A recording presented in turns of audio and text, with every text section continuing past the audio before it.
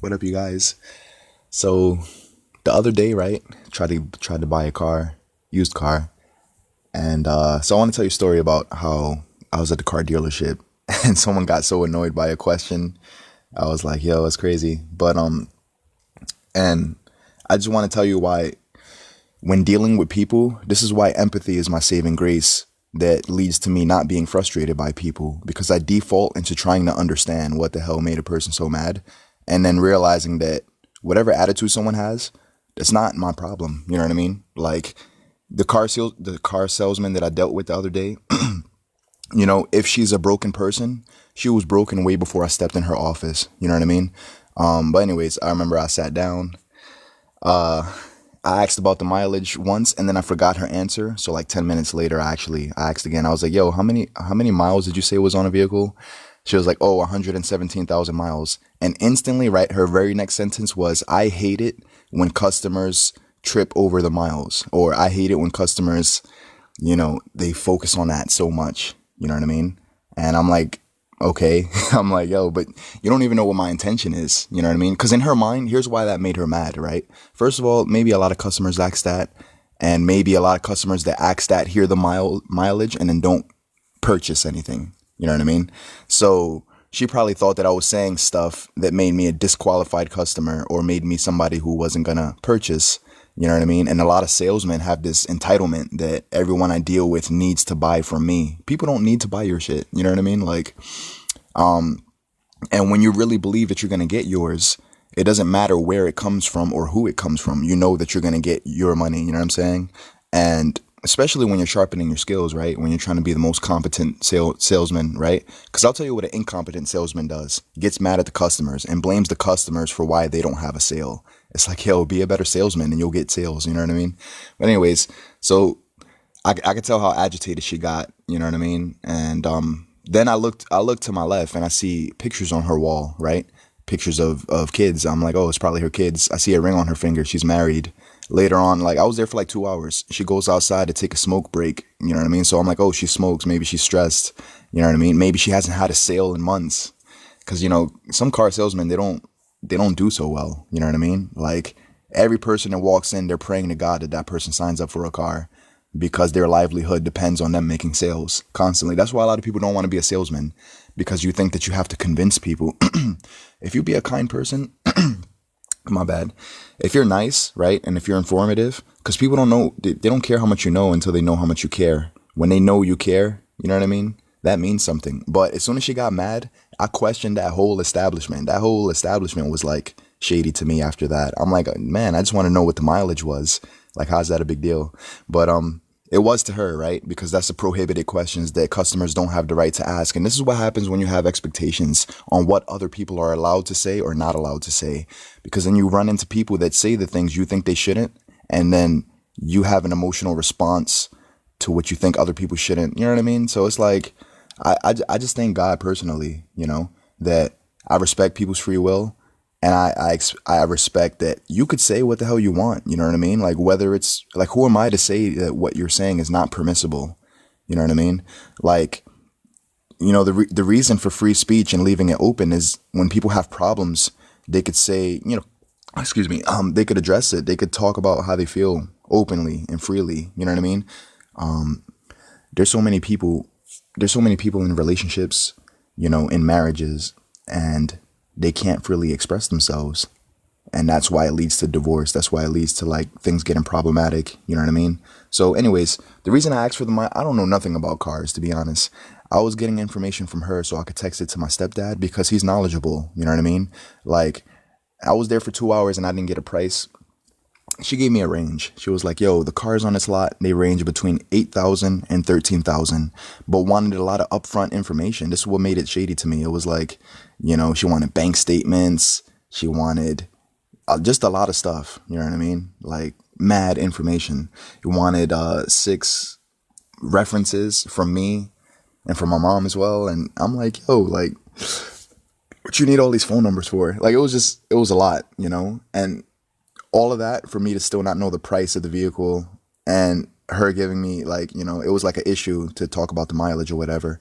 So, the way they did business was just like weird to me, but whatever. They could run it how they want to run the business, but I damn sure don't have to buy from them. You know what I mean? So, anyways, I'm just glad that it didn't bother me when she got like that, when she was like, oh, I hate it when customers ask that question. And then I was like, yo, I'm just texting my stepdad and letting him know what you're saying because I don't know nothing about cars. You know what I mean? You know what I was about to say? I was about to say, yo, you're a used car salesman. I just met you today. Like, if you're telling me it's a good vehicle. Oh, another reason she got triggered, right? Because she was like, I hate it when customers ask that because it comes with warranty. She thinks that her warranty is supposed to mean something to me. You know what I mean? And it's like, nah, like what means something to me is when I text somebody who's knowledgeable on a subject that I'm looking up and I tell them, yo, is this a good price or am I getting screwed over? Like, what do you think? You know what I mean? Because like it was a 2006 Toyota Camry, 117,000 miles, price range somewhere between 8,000 and 13,000. I don't know if that's a good deal. I don't know if that's like an inflated price. You know what I mean? And I wouldn't know unless I text somebody else and ask them or, do some of my own research. Just go on Google and see what is a car worth when it reaches this many miles, when it reaches that many miles.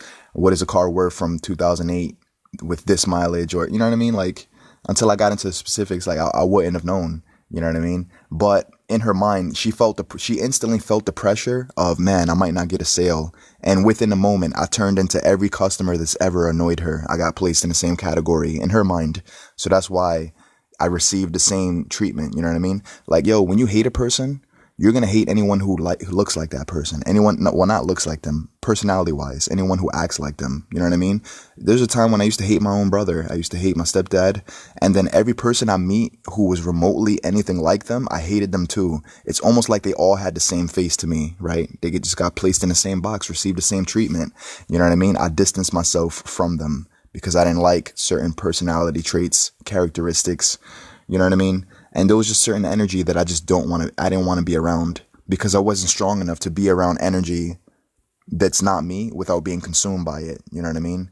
So this is what I'm so glad that one of my good friends, Ronnie, he told me, he was like, yo, I really believe, God wants you to get to the point where nobody could consume you negatively. You're in the world consuming other people positively because one or two things are going to happen, either annoying people are going to bring out the worst in you.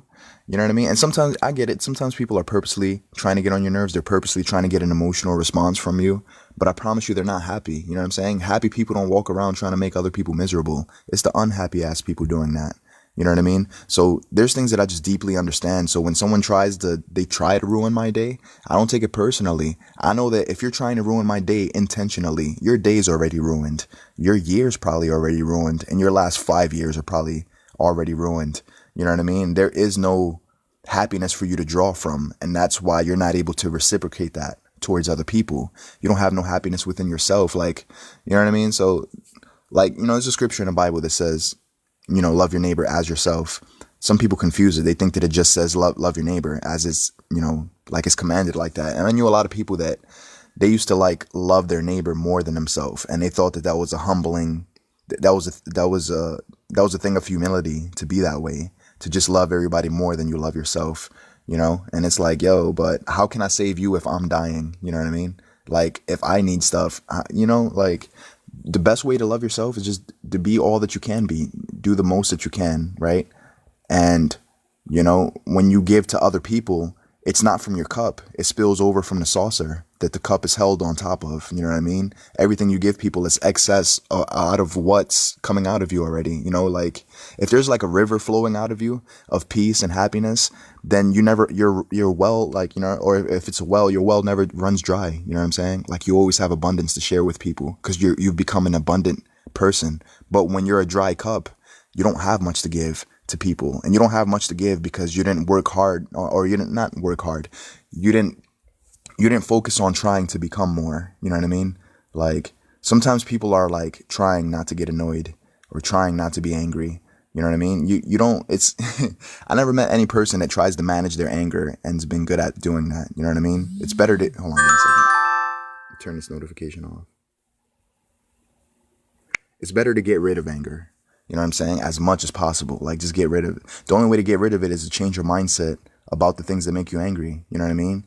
Like learn how to have apathy and indifference towards the things that you have zero control over, such as another human being's outlook on life or behavior. You know what I'm saying? Like I've met certain religious people that if you don't think the way they do, you're instantly scum. Like you're instantly a piece of shit just because you don't think, you don't share the same ideas.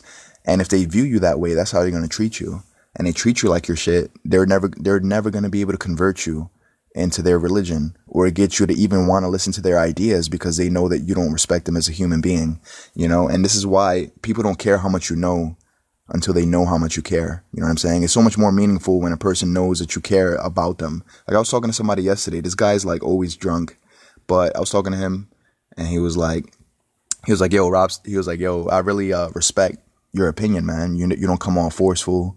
You don't try to convert nobody. You just listen, man. And he was like, yo, a lot of people have been telling me lately that, yo, I want to be like you. And it's humbling. And it's crazy because I don't walk around like people feel convicted, right? They feel like they need to change their life. And I never once tell them what they should. I don't spend my time telling people what they should be doing. Oh, you should change your life. Oh, you should convert to this diet plan. You should be vegan. You should be Christian. I don't do none of that. Like you should. It's just not. I've learned to take that out of my vocabulary. You know what I mean? Because I know what it does to people. It triggers them and it makes them be like, it brings out the arrogance in people, right? It'll make them be like, oh, why should I? Because you say, like, why should I do what you say? You know what I mean? So I don't know. Like when I'm talking to people, it's impossible for me to understand, like, if a salesman comes to you, right, and he's like, you should purchase this, of course he would say that. Of course he would try to get you to believe that because he benefits from you purchasing something from him. He gets a commission. You know what I mean? And the only reason you should is because he gets paid. There's so many people that they're giving advice because they get the gratification of knowing that somebody in the world is listening to them because they're insecure as shit. And then they feel like they have no relevance to this world or they have no importance. And the only sense of meaning that they have is when someone follows in their footsteps. So they're always trying to get somebody to do something, right? Because it's the only thing that makes them feel valuable. Oh, another human being listened to me. Because without people listening to you, you feel like not valuable. This is why a lot of people get mad when they're not being listened to, And I had this conversation with my brother once, right? He told me, he was like, bro, you don't listen.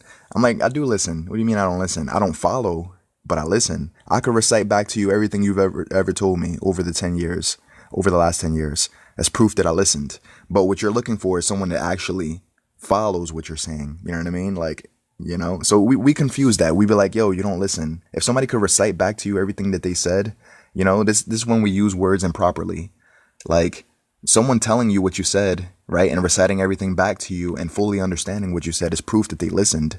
But when you tell people you don't listen, what you're actually meaning to say is, yo, how come you never follow what I'm saying to do? How come people don't take orders, right? That's probably what you're wondering. How come a person won't take your orders? You know what I'm saying? Like, there's been a lot of times I've been told to do something. And here's the thing about people, right?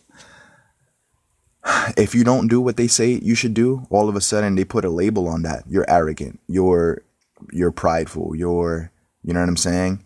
Just because you don't want to follow what they're saying, And it's like, nah, like the one thing that holds people back from making a decision is uncertainty. A lot of times it's uncertainty when it comes to purchases, right? Like maybe somebody wants to get involved with a company. They're not sure if they're going to make a lot of money or not. They see everybody else making money, but they're like, yeah, cool. It's nice everyone else making money, but what's in it for me? Like, what am I gonna, but they don't understand like their work ethic determines that, they're not predisposed to like failing unless they have a mindset that keeps them a failure and they refuse to get rid of that mindset. Then you're almost predestined to fail because you, not only do you want success, but you're not willing to mold your mind into what would make you a successful person, right?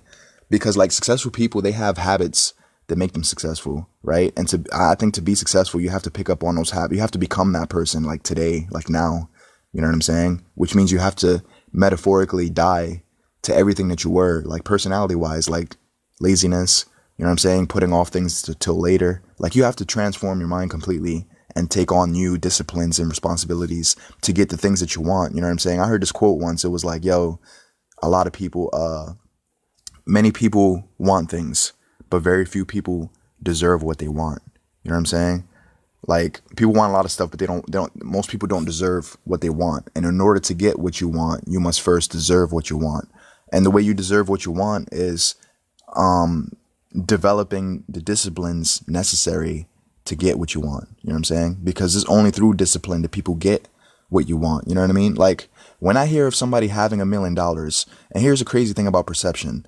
Some people are going to perceive that as arrogance. Oh, look at this person has $1 million. Like, you know what you need that much money for? And think the person's greedy just because they have a lot of money. You know what I realized about money? No matter how poor somebody is, oh, well, no matter how rich somebody is, they could always make more money. Oprah could make more money. You know what I'm saying? Bill Gates could make a lot more money. Does he need all that money? Like, that's a whole different, like, question. But, you know, whatever the individual thinks they need, that's what they're going to aim for. You know what I mean? Like, I think it was Bill Gates, like, is trying to wipe out diseases, trying to get rid of malaria, you know? So him having $1 billion, that's probably a good thing, considering that his intentions, what he wants to do with that money. He wants to wipe out sicknesses that are plaguing this world. It takes money to do that. You know what I'm saying? Like, we demonize people with money, not realizing they have a lot of money because they developed a product or a service and it brought tons of value to the marketplace, because how much money you have is only a direct reflection of how much value you're bringing to other people's lives. You know what I'm saying? You know, so I'm going to talk about the topic of money like briefly, but then I'm going to move on. I wanted to save this for a different podcast, but yeah, so there, you know, a lot of people are saying like, yo, I want $1 million, but they're not asking how can I serve 1 million people? Because in servitude, there is something to gain. Without servitude, there's nothing to gain without giving something of value to a lot of people. So as a musician, you know what I mean? If you have a mixtape or you got an album or whatever, you sell it for $10 and you serve 100,000 people with that CD, you are now a millionaire because you've given 100,000 people $10 worth of value. And maybe maybe your music is worth a lot more than $10, but you know, you have to put a price tag on it to make a sale, you know what I'm saying? So in serving more people, you'll have more money, you know? So we demonize people with a lot of money and we think they're evil people for having a lot or for wanting a lot. I've seen people that want to be a millionaire hang around people that don't, and then they start interrogating that person. What you need all that money for? What you need all this for?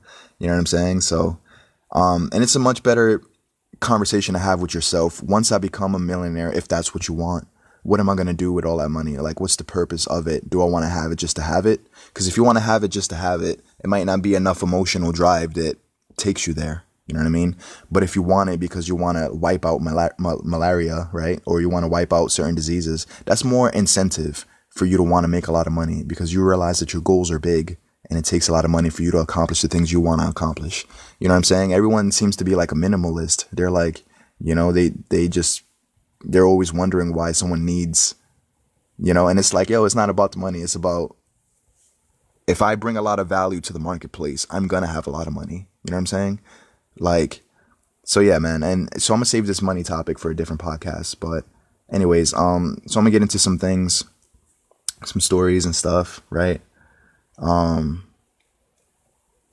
For you gamers out there, people who play video games, you know, I know a lot of people that they just always frustrated every time they play the game. You know what I'm saying? It's always complaining about how incompetent someone else is. You know what I'm saying? Like, they don't realize they get on a game thinking that people need to like play the way that they think they should. You know what I'm saying? And so I don't know, like, imagine you're on a basketball court. There's a really talented guy there, right? What's up, Timothy? What's going on, bro? So there's this really talented guy on the basketball court, and he's incredibly skilled, but he's not skilled when it comes to talking to other people respectfully. You know what I'm saying? So even though he's amazing and like the way he pulls off moves and contorts his bodies in such a way for a finishing move or for a layup or for a dunk, you know what I'm saying? And it looks super impressive, but no one wants to be around this dude because he has a bad attitude and he talks to everybody as if they're beneath him. You know, don't you know that becomes the person that nobody invites to the basketball court, even though he's better than everyone at the court playing? You know what I'm saying? Like, so that's why, like, the tenets of like being a good human being, like, there's a lot of things that matter. You know what I'm saying? There's so many people that are unqualified for the job that they're applying for. They don't have the technical sound skills, but there's been so many situations in real life where people are like, you know what? Like, you're not technically sound, but because I like you as a person and I like your attitude, I'm going to take you under my wing and I'm going to teach you because I see a lot of potential in you. You're good with people. You have a positive attitude.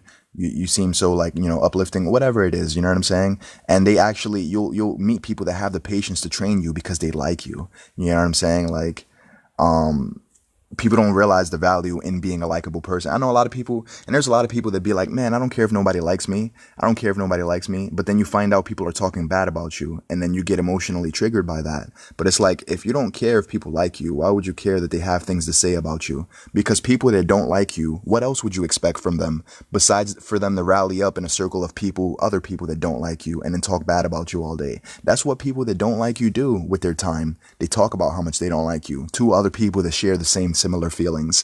You know what I'm saying? So what it means to really not care if someone doesn't like you, that means you don't care what their opinion is. That means you don't care about the gossip. That means you don't care about what they're telling other people about your personal life, because you're not so insecure that you feel like you need to straighten people out and tell them that they don't have the right to say what they want behind your back. You know what I'm saying? Like, you don't feel violated by these things anymore. The only way to get to that place where you're not constantly violated by other people is to have huge goals. You know what I'm saying? Like, this came to me within the last couple weeks. Not the idea of goals, but like, just imagine a small city, right? And in this city, there's several skyscrapers. Like, let's say there's 4 of them, 5 of them. And those are your major goals, the things that you want to accomplish before you die. So just because you have goals doesn't mean bullshit disappears, because in a city, there's always going to be other buildings surrounding it, or other like forms of bullshit encompassing your goals. It's always going to be there. You know what I'm saying? But when your goals are so damn big, like when the skyscraper becomes the focus, it's not that other buildings are not there. It's just that your goals are so big, like you're always looking up towards what actually matters to you. The difference is people live their life inverted, you know? These things are inverted. Like, so everything is bullshit becomes the skyscraper. And then they make it all about other people's attitude, other people like acting a certain way. Nobody plays the game the way I think they should. No one acts the way I think they should. People aren't, converting to veganism the way I think they should. They're not being as religious as I think they should. And it all becomes about like, yo, when you don't focus on your goals, you'll focus on other people. And it's much better to focus on becoming the best version of yourself. Like, for those of you that want to change the world that's inside of you. This shit sounds cliche as hell, but changing you is the best thing you could do to try to have an impact on this world. Because I didn't start having change in other people's life until I tried to tackle my own issues. The biggest problem I've ever had in this world is never other people. It's always me. And when I straighten me out, then at least I'll be better off. And when people are living their best life, what I notice is they'll have more empathy towards allowing things to be and allowing other people to be mediocre. Like, you know what I'm saying? Like, I'm not excited about people choosing mediocrity, but I know that's completely outside of my control. So I refuse to lose sleep over what someone else fails to become, or what they fail to realize, or what they fail to. That's not my business. You know what I'm saying? The only time I make it my business is when I'm praying for these people. That's it. You know what I'm saying? When I'm talking to God and telling him, hey, God, like, I believe in these people's potential. They don't see God. They don't see what they could be. Help them to see what I see in them. You know what I'm saying? And that's it. But I'm not stressed about it. I'm not wondering, is God going to come through or not? I'm not like up late at night. Like, cause a lot of times we worry to death about people, right? And we call that concern. You know what I mean? But you don't know that your brokenness is going to have an effect on the people that you have concern over. You know what I mean? Your brokenness doesn't serve you, and it doesn't serve the person that you're trying to help. If you always have anxiety every time you talk to them about their life issues, because then that emotion, that feeling is going to get into them. What's up, Eric? What's going on, bro? Like, if you have anxiety every time, like, let's say someone's not living life the way that they could, right? And you have anxiety in your voice every time you speak to them, that energy is being transferred, and someone might not like your anxiety rubbing off on them. So if they start distancing themselves from you, it's because of the feeling that you're generating when you speak to them, but instead, if you was not always so paranoid, if you're just calm, right? If you're wishing for the best, but knowing that the worst could happen, right? You know what I mean? Like, and not being devastated. There's so many people that they'll give advice and they get so mad when you don't get listened to. Oh man, I told you to do this. Now you don't want to listen. All right. Well, when life kicks your ass, don't come crying to me. Like, we've all heard that before. When life kicks your ass, like, I don't want to hear it because I tried to warn you and you didn't want to listen. We hold people so accountable and we're so mad. And in that place of you being constantly mad at somebody for not doing what you think they should, like, you won't be able to lift them up and encourage them towards their potential, because all you do is get frustrated by what they're not and what they fail to understand, frustrated so much that the people that you're frustrated by, they feel like they're a burden to you, or you're a burden to them, or vice versa, and they just don't want to be around you anymore. And then you're like asking yourself, why don't people want to be around me? All I'm trying to do is bring out the best in other people. But yeah, sometimes maybe they're not ready to bring out the best in them. Maybe they want to keep being mediocre. They want to keep smoking cigarettes. They've been smoking it for 35 years. They want to go another 10 years. You know what I'm saying? Or not really want to, but you know what I mean? They have a mindset that's going to make them do those things. You know what I'm saying? And although maybe you're ready for someone to change their life, but they're not ready for them to change their own life. So this is where having empathy and being like, yo, like, I don't expect you to convert today. You know what I'm saying? I don't expect you to listen to anything. You know what I'm saying? You might be like, yo, why don't people listen? It's because they have free will. How come people are so arrogant? Because they have free will. How come people are, I tell them one thing, they do another. And what I'm telling them is actually good for them. If they listen, their life would be better. It's because they have free will. And when you have free will, you could use it to destroy your own life, or you could use it to extract wisdom out of what's being said by other people. You know what I'm saying? And it's outside of your control how other people choose to use their free will. That's why the best thing to do is just, you know what I'm saying? Just pray on it, man. If you really care. Like, don't get frustrated by people, because they don't need your frustration. That's not going to encourage them their best. You know what I mean? What I've noticed what's working with me is when people people be beating themselves up, man. And I'll be like, yo, don't worry about it, man. Like, if you knew better, if you believe better, you'd have different results. You know what I'm saying? Like, you can change, you can do these things. You know what I'm saying? But I don't put pressure on people to, like, you have to come to that realization today and you need to, like, change, like, right now. You know what I'm saying? Because humans are creatures of habit. You know what I mean? The reason it's so hard for people to adopt a new discipline is because the discipline that they've adopted 20 years ago and it's been controlling their life for the last 20 years, that old habit has to die. They say habits die hard. The only way to kill a habit is to replace it with a new one. You know what I'm saying? If I have a habit of chronically being masturbating all the time, the only way to replace that habit is to make it a new habit to chronically not masturbate all the time. You know what I'm saying? Like, habit overcomes habit, like, so, like, not smoking, like, they say it takes like 60 to 90 days to develop a new habit. And then at that point, you know what I'm saying? Now you're rewiring your brain to not need the things that you thought you needed. You know what I'm saying? Like, when I was depressed over women all the time, I thought I needed these people in my life. You know what I'm saying? Like, I didn't need that. But it was crazy about the brain. You can't tell the difference between something you're vividly imagining and something you're actually experiencing. So if I tell myself I need something, my brain won't know the difference between something I actually need and something I'm just hyping myself up to believe that I need. I didn't need this woman's love, but I kept telling myself I did. So it became my truth, even though it was based on a lie that I made up, that I validated as truth. It became my truth. That's such a scary thing. And people do that all the time, not realizing it. You know what I'm saying? And sometimes people might point that out to you and you take offense in it. You feel like they're trying to, like, straighten you out or something, or make you feel less than. What's up, Aranda? Hope I said that correctly. And you might get, like, really, like, upset because, it feels like someone's trying to control your life or trying to, like, yo, I was in a car with somebody recently and had the GPS on, and the person was like, oh, don't worry, I know how to get there. I'm like, all right. I'm like, can I turn the GPS off?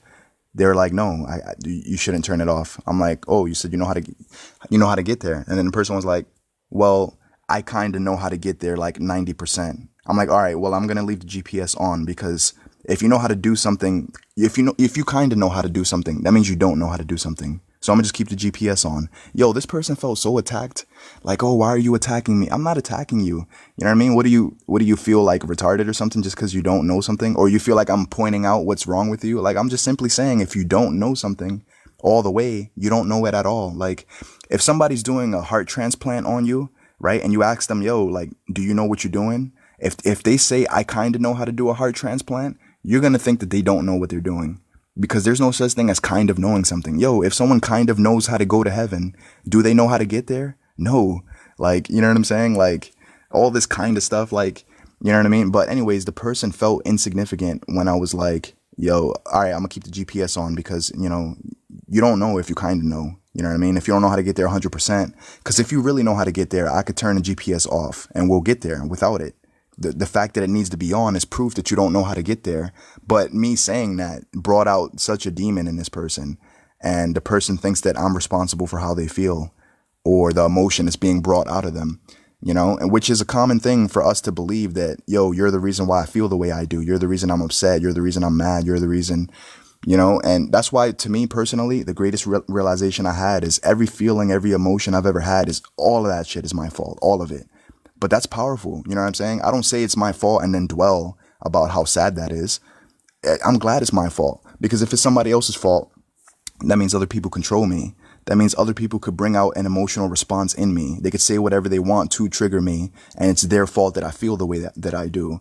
But what impresses me, like when I look at the life of, Jesus, like he never like cursed somebody out and then blamed them and then said, yo, well, if you would have never triggered me this type of way, I would have never treated you like that. I just gave you what you deserve. If you don't like receiving that type of treatment, then don't do it to me. Like he never said that. That wasn't natural to him. Like no matter how other people behaved, it didn't bring out a bad character in him. It didn't change his character. You know what I mean? And so yeah, man, like after centuries of men being the way that they are, men are never able to change God's kindness. But after centuries of God being the way he is, he's still changing men. You know what I mean? And it's because his character is grounded in something solid that's unshakable based on circumstance or other people's behavior. That's powerful. You know what I'm saying?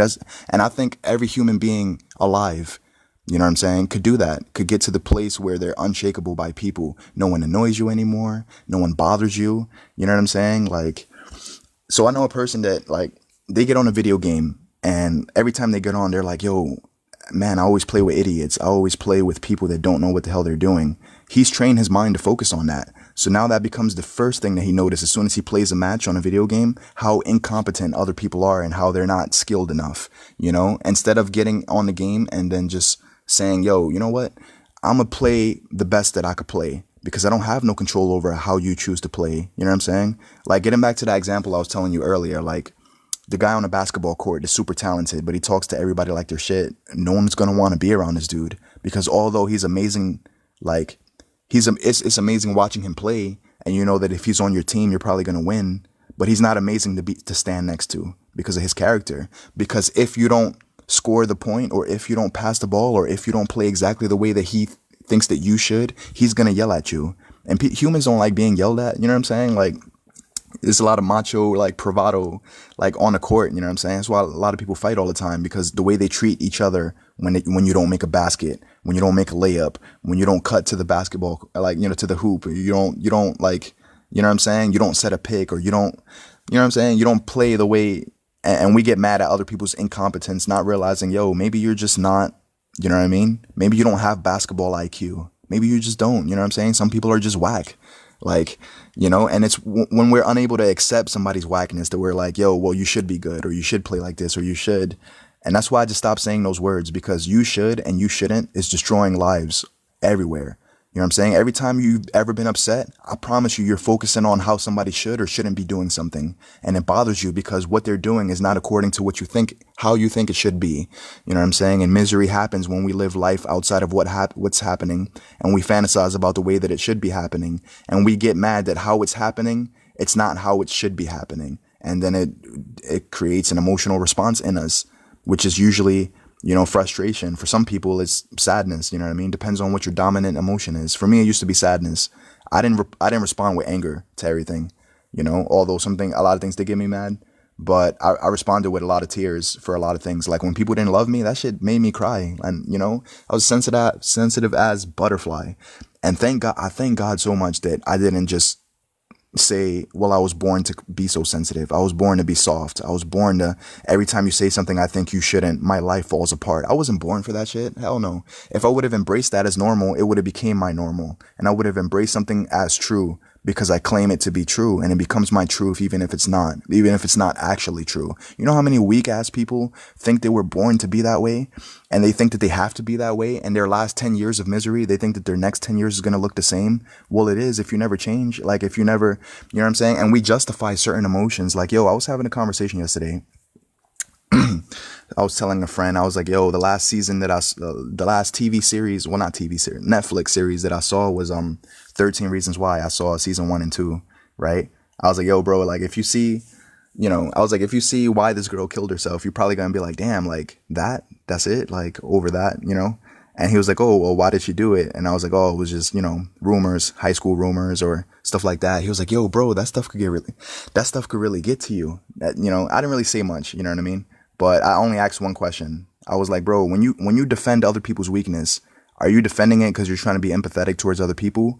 Or are you defending it within, like, in yourself? Or what are you doing? Like, you know what I'm saying? But we're quick to want to say, man, you're so hurt, and I understand exactly why. Like, you have the right to be hurt. If you feel like you have the right to be hurt, then you're going to hold on to the rights that keep you feeling emotions that you no longer want to feel. Like, you don't want to feel the emotions that you feel, but you hang on to the offenses that keep you there. You hang on to, well, if you didn't say that, I wouldn't have emotionally responded this way, instead of understanding that, you know what I'm saying? Like, you can take ownership over the person you are, and you can become unshakable, just like God's character, to the point where it doesn't matter how other people are acting, because other people's wickedness doesn't bring out the wickedness in you. There is no wickedness in you to reach into and bring out of you, because it doesn't exist in you. And when it doesn't exist in you, no one could bring it out of you. You know what I'm saying? The reason people are bringing out your wickedness is because there's still wickedness within your heart.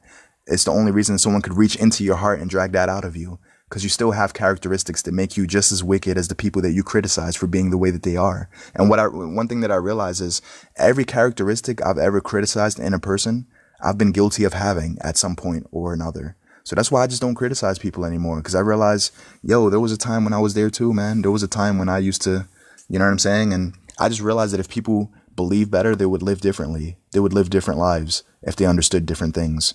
You know what I'm saying? We make sense out of being easily offended. You know what I'm saying? Like, and we have millions of broken ass people that agree with us being offended, that we feel comfortable being there, because we're like, I know this one guy, he used to call people on the phone, yo, somebody offended me in this type of way. How would you respond? And it's almost like he's looking for somebody to agree with him. He's looking to feel validated in his offense. But don't you know that the emotions that you validate are the emotions that you continue feeling? So be careful what you validate. Be careful what you say.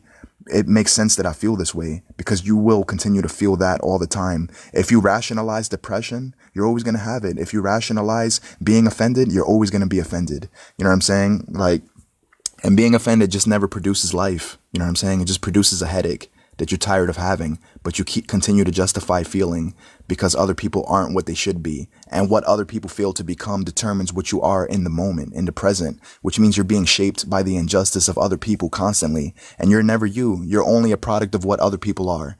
You're always, a product of your environment, instead of being a product of what you choose to be, what you want to be. You know what I'm saying? You don't have to be easily offended. You don't have to be easily hurt, and the only reason that you are, what's up, Kelvin?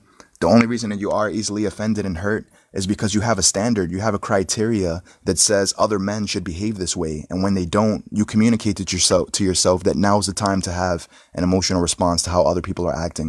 You know what I'm saying? You communicate to yourself that if someone looks at me like this, and if they have this type of tonality, and if they say these type of words, I'm going to get offended. And it's on a subconscious level. You might not even realize that that's the communication you have within your own mind. And it comes from being indoctrinated by all the people around you. And we normalize offense because everyone's offended. I was on YouTube the other day. I saw this one video. Guy was talking about somewhere in the UK, right? Somewhere in Great Britain, where police officers were telling people, hey, if your neighbor's being offended, I want you to turn them in. If your neighbor says anything remotely offensive, turn them in. I'm like, turn them in, as if they're a mass criminal for saying something that, quote unquote, they shouldn't have said, And, man, this world is getting so damn offended. It's crazy because, like the Bible says in the last days, many will be offended. It's impossible. The only reason people are offended is because they're alive for themselves. If you're alive for people to treat you the way that you think you need to be treated, then every time you don't get treated in that way, you're going to get a negative emotional response. And then you're going to think that your attitude is someone else's problem. When you create your expectations, they don't create your expectations for you. You know what I'm saying? Like, I used to get mad when people don't return my text messages. I realized, yo, you don't owe me anything. Like, if I send you a text message and you don't get back to me until 10 years later, like, I realized, so what? I've learned to be apathetic. Apathetic, the ability to not give a damn, is an amazing emotion if it's properly applied, if it's properly used. You know what I'm saying? Because then you don't trip about stuff that's not worth your time tripping over, because you have goals that are so much more bigger than someone not replying to your text and getting mad that someone doesn't love you. You know what I'm saying? Like, you know, and another realization that I had that really helps me, I realized God loves me not because he has to. It's not because he's under some weird obligation. He loves me because he wants to. You know what I'm saying? Everything he does, it's because he wants to, you know? Like he wants to have a relationship with me. He wants to be part of my life. He wants to, you know, he wants me to come to him, you know? He wants me, there's, you know, these are things, it's not because like God is not kind to me because he has to be. You know, it's in his nature to be kind. So it's, if it's in your nature, of course, that's what you're going to be, but he's not under some weird obligation. He's not alive to like serve me. You know what I mean? He's not my servant. He's not my genie. You know, a lot of people view God as that. That's why when they've been serving the Lord for like 15 years, 20 years, they're like, God, where's my blessing? Where's my provision? Where's my this? Where's my that? Like, I've been doing this, you know, and then they don't even realize the only reason they did things for God is so that they could get something out of him, as if they're trying to barter with God. Like, you know, I did this for you, God, therefore you owe me this in return. You owe me a wife. You owe me children. You owe me this. Like, you owe me, you know, like I've attended church services this many times. So therefore I'm entitled to receiving. People have entitlement issues, man, you know, like, and that's why we get mad so much. We think people owe us stuff. Like when you get on a video game and you think people should play a certain game a certain way, you're entitled, man. Like when you think, you know, so I don't believe anyone owes me shit. You know, you don't have to like me. You don't have to respect me. You don't have to love me. You don't have to return my texts. If you're my best friend for 10 years, all of a sudden you turn your back and go the other direction and like for no reason, or you don't owe me your loyalty. You know what I'm saying? I'm not alive for you to be loyal to me. I'm alive for me to fulfill my mission, you know? And the reason I've become so much of a mission orientated person is because if I don't focus on a skyscraper, which is my goals, I'll focus on everything that's petty and not worth my time, such as your attitude and what the hell is making you, you know, what crawled up your ass and died. Like, you know what I'm saying? That becomes the thing that I focus on instead of what do I want to accomplish before I die. You know what I'm saying? So what's up, Eliza? And, yeah, so it's just important, yo. It's important to like have goals. Every person that's angry as hell that you've ever met, that you wonder, yo, what the hell makes them so petty? I promise you, they don't have goals. They don't have goals that are worth talking about, that are worth like, you know, most people, their mentality only extends up to 2 weeks from now, their next paycheck. That's where their mentality is at, like just sustaining life. You know, people spend so much time surviving. They're not living, you know, they're just alive, but they're not really living, you know, and they're just barely getting by, you know, and then they have weird philosophies about money that if you had a lot of money, it would make you a bad person. The thing about money is an amazing servant, but it's a terrible master. The day that money becomes your master, that's when it's bad, because then your lack of money, right, or whatever, or like if someone likes playing with your money or someone, you know what I'm saying? There's people that will kill somebody for money, like beat somebody up for money. Like they don't mind injuring you or robbing you because you owe them money. That's when money is somebody's like Lord and Savior. It might as well be, you know what I'm saying? It's their saving grace, and nothing matters more than money. Like I had this one dude ask me, yo, would you blow another man for $5 million? I'm like, what kind of gay ass question?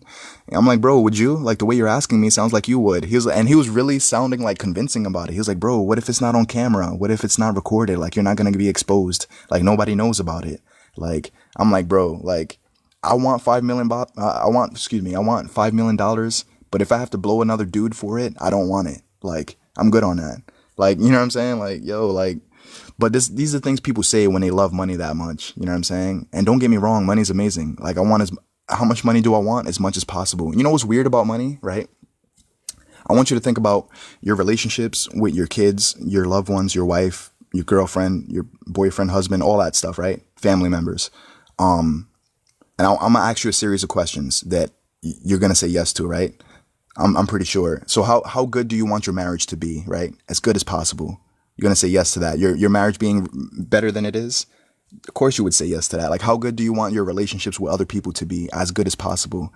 How good, like how much, like, you know, how much communion do you want between you and your kids? Like how much conversation you want to have? As much as possible, you know?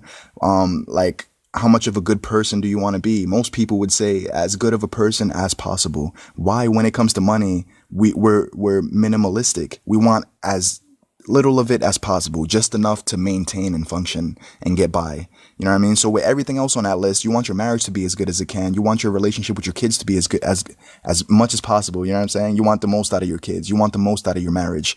You want the most, but then when it comes to money, as well as low as possible. Like, it sounds like we've been indoctrinated to believe money itself is an evil thing, and we're evil for wanting a lot of it. And it's like, why? Like, why do we think like that? You know what I'm saying? But you know who it benefits if we think like that? The rich people. You know what I'm saying? Like, because then, like, it's just more for them, you know? But so yeah, anyways. And then there's less entrepreneurs in the system. There's less free thinkers in the system. There's less people thinking that they could do anything's possible. You know, it's crazy because at 5 years old, we grow up being told that anything's possible. But then that same 5-year-old, when he turns 18, he's like, yo, what are my resources? Or how realistic is it? Or what's the possibility of me doing this? You know what I'm saying? And it's like, yo, like, you know, how we go from believing anything's possible to being sold a bag of shit belief system that's like, now we have to be realistic.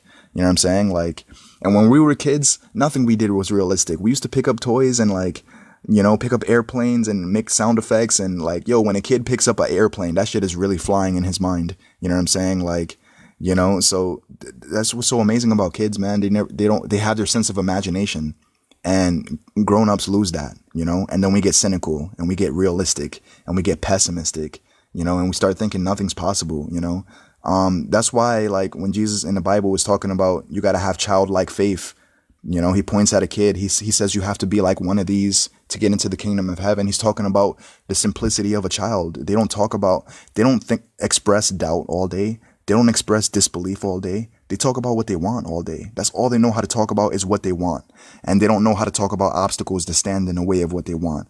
That's why a childlike mentality is so powerful, because there is no opposition to that. Even if there is an obstacle in front of you, right? As a kid, you're not thinking about, man, what an overwhelming obstacle. You're thinking about how I'm going to get around this shit. That's it. You know what I'm saying? Like, you're thinking everything is like, all of your thoughts are based on trying to find a solution instead of being overwhelmed by the obstacle that you consider a problem and getting mad at God or getting mad at circumstance or life that you have obstacles. Like, everyone has obstacles. You know what I'm saying? The moment that you decided that you want something, there's things that are going to, like, stand in your way between you getting that. Like, for me, you guys don't know this, right?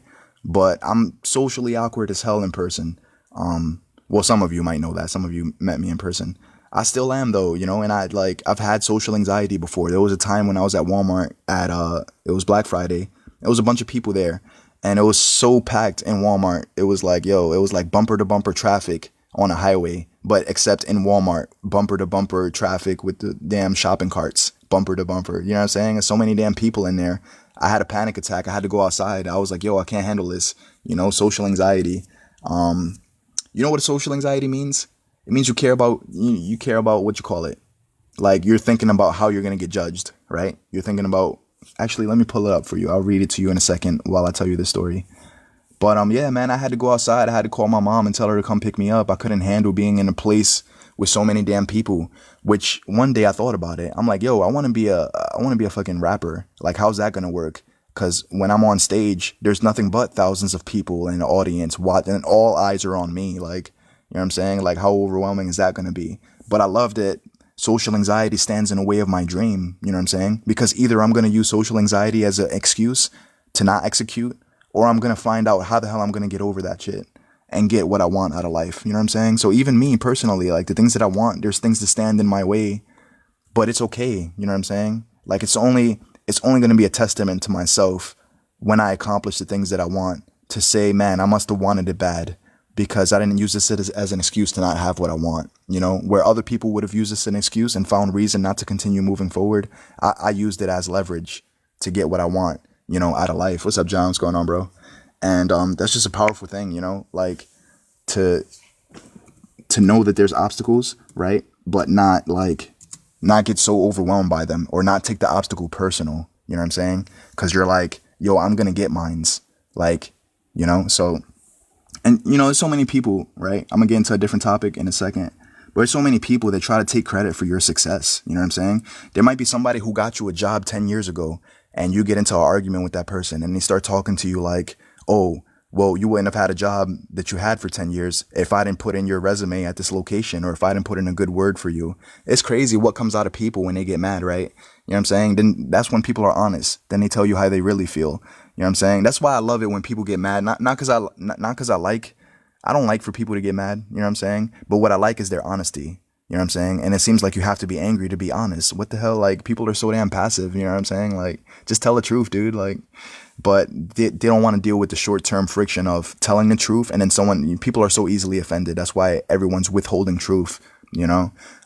So the people that are lying to you, the people that are not being honest with you, you gotta understand, they probably met so many people that are easily offended. Every time they told the truth, they've been punished for it. So now their brain is associating telling the truth with being punished, and it becomes the reason that they lie to other people. You know what I'm saying? It probably becomes the reason they lie to you because they're broken, because, the world is molding them instead of them being molded by the spirit, of the true living God. So give me a second. I'm trying to find the definition of social anxiety. I'll read it to you in a second.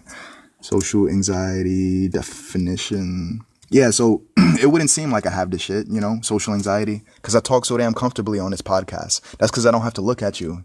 It'd be different, if I'm in person having the same conversation, I'll still say the same things. The only difference is I'm looking at my shoelaces while I'm saying them. You know what I'm saying? Eye contact has always been weird for me. Like, I don't know why.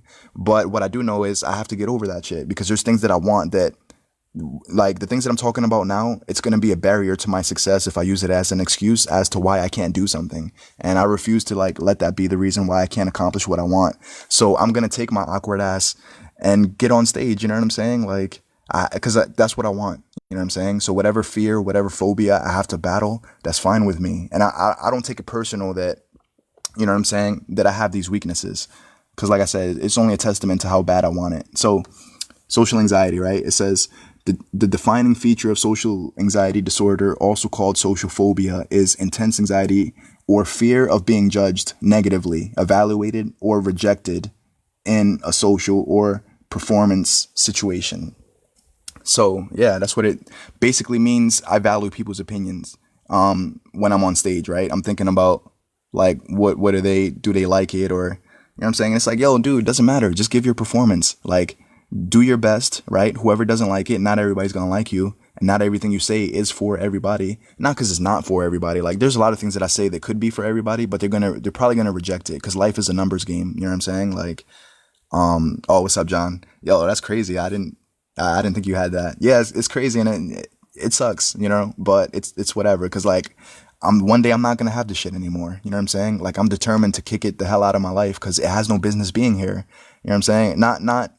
Not in comparison to the things that I want to do that it stands in the way of, you know what I'm saying? So anyways, so yeah, for those of you that missed the story, I'll tell it again briefly, but I started this podcast with telling a story about how I tried to buy a used car and a car salesman got so mad at me for asking a question. I asked how many miles does the car have. She was like 117,000. So, yo, for you guys that know about cars, tell me if this is a good deal, because I don't know nothing about nothing when it comes to cars. But it was a 2006 Toyota Camry, 117,000 miles. I don't know the price, but she gave me a range. She said it ranges between 8,000 and 13,000. All the cars on their lot range from 8,000 to 13,000. And that's all I knew. And I stood there for 2 hours, didn't know the price. She had a hard time giving me the mileage and caught an attitude even. Like, I asked her, I was like, yo, how much mileage did you say it was? Because I was texting my stepdad because he knows everything. He knows a lot about cars. So I figured, he will let me know if that's a good deal or not. So I was just letting him know. So my question triggered her to say, man, I hate it when customers ask that. I hate it when customers focus on the mileage. She was like, we have warranty, we have guarantee. And she thought that the warranty and guarantee was supposed to mean something to me, but she doesn't understand from my perspective. Yo, you're a used car salesman. First of all, you're a salesman. And I know a lot of them, you know what I'm saying? Like, not all of them, but a lot of them are sleazy. A lot of them will do what they can to get money out of you, to get a sale out of you. And they don't have, a lot of people don't have your best interest in heart, but that's just not, oh, give me a second. I apologize, you guys. That's not just, a salesman thing. It's a people thing, because the nature of a lot of people is to be selfish. What's in it for me? It's the reason nobody wants to love anymore, because I've loved so many people and I don't receive anything in return. So what's the point of loving people? People say that to themselves and they justify not loving because they're like, what's in it for me? You know what I'm saying? So like, of course she's gonna remind me of the guarantee, the warranty. Like, it benefits her if I purchase the vehicle. She gets a sale. So she had such a negative response to my question. She was kind of like, no way, shitty deal. Yeah, I appreciate that, John. Yeah, I didn't know, like, you know what I'm saying? But she got mad at the question. I instantly became every customer that's ever annoyed her, right? Because she hates when customers ask that question. It's like, damn, well, excuse the hell out of me for like wanting to know about what I'm purchasing. Like, but I didn't like, I took it more lightheartedly than anything else. Cause at that moment I started like, I noticed on her wall, she has kids, right? I noticed she has a ring on her finger. She's married. So I see her kids on a wall. I don't know what's stressing her out. She probably hasn't gotten a sale in months. So all that tenseness of trying to close a deal, like, that's weighing on her conscience. And she's like, I have to make this deal. And she's excited, that someone stepped in. I don't know when's the last time someone stepped into her office. Later on that day, I noticed that she takes a smoke break. So she's smoking, right? Most people that smoke, they do it because life is stressful. And they feel like, well, if I just take a cigarette, you know what I'm saying, it'll alleviate stress in the short term, even though it destroys my life in the long term. You know what I mean? People justify like doing certain things, but whatever. Like, so I noticed she smokes. She has kids. She has a ring on her finger. Probably hasn't had a sale in months. The reason I'm thinking about all this stuff is because I'm not focusing on her attitude and how me as a customer, she shouldn't have had attitude with me. I'm focusing on, man, I wonder what's making her act that way. Like, maybe her life is not doing well. You know what I'm saying? So the reason that empathy is my saving grace dealing with people is because my first instinct is not to try to straighten you out and tell you that you don't have the right to talk to me that way. You know what I'm saying? My first instinct is to like, just wonder, like, I just think about, man, I hope the person's doing okay. You know what I mean? Like, sincerely. And that becomes the reason that she doesn't have the power to ruin my day anymore. You know what I mean? So I'm just giving this an example as like a tangible thing. Cause like I talk about these things like on a philosophical level, and I try to give as many examples as I can, but this is just like a tangible example of like, when you try to become someone that people can't get under your skin because you've gotten new skin, it benefits your day and it benefits her day, because it wouldn't have if I took her response to my question personally, and if I tried to straighten her out, like she shouldn't have had attitude, like it probably would have ruined her day or her next 2 weeks. You know what I'm saying? Like, I could have tried to ruin her day. I could have went out of my way to do that. But if I did that, it would have only been proof that she ruined mine's. And now I'm just returning the favor. You know what I'm saying? Now, like, so I notice when it comes to energy, right? The energy I receive from people, if I don't like the energy you're giving me, if I return that back to you, I'm only setting myself up to return more. You're going to return more bad energy my direction again. And it's just tit for tat, back and forth, eye for an eye constantly. Like, no one wins that battle. We both lose, to be honest. You know what I mean? So yeah, man, I respond the way I do because like, first of all, I don't want to lose, and second of all, it doesn't benefit her for me to try to ruin her day. You know what I'm saying? It doesn't benefit me. Like, what does that do for me to take her attitude personal? And so I thought about her kids. I thought about her ring. I thought about her smoking. And I thought about, what could be going on, in her life that would make her act that way. I'm not trying to make her right. Some people hear these things. They're like, yo, you're trying to justify people's behavior and them being rude to you. I'm not making her right or making her wrong. I'm just trying to understand. You know what I mean? That's it. Like, I'm not trying to justify her being the way that she is, but a lot of people are molded by life. You know what I'm saying? A lot of people, they say that they have no control over their personality, over their, you know what I'm saying, over them being like a lot of people are angry all the time and they think they have to be that way, or even worse, that they were created that way. Or a lot of people are sensitive. Everything makes them cry and they think that's just the way that they are. You know what I'm saying? So yeah, anyways, so that's why I study like Jesus's life, because there's a lot of emotions that people rationalize that I didn't see in him. I didn't see him bless like thousands of people and then cop an attitude like, man, the nerve of you people, like, I bless all of you. None of you thank me. You know what I'm saying? Like, all the miracles he did for people, like, like if none of them thanked him, it wouldn't have mattered. It would have had no bearing on him going out into the world and performing more miracles. It would have never took a toll on his conscious mind. Like, man, I'm blessing so many people and not once have I received a thank you. That would have been weird coming from Jesus. You know what I'm saying? Like, that would have been weird if that affected him negatively to the point that he's like, you know what? I don't know. Today, I don't feel like being Jesus. I don't feel like blessing a bunch of ungrateful people, because you people need to be more grateful. And if you be grateful, maybe then I'll take more pleasure in blessing you. But until then, I can't bless you because your mentality bothers me. Your disposition, your attitude, like the way you don't like, I do this for you. And you can't even say thank you, man. A thank you is the least I could get. Like, he didn't talk like that. That shit wasn't natural to him to even think like that. He was, he just went about his day, blessing more people. You know what I'm saying? That's amazing to me that nobody was able to bring out a negative emotion in him. You know what's something interesting?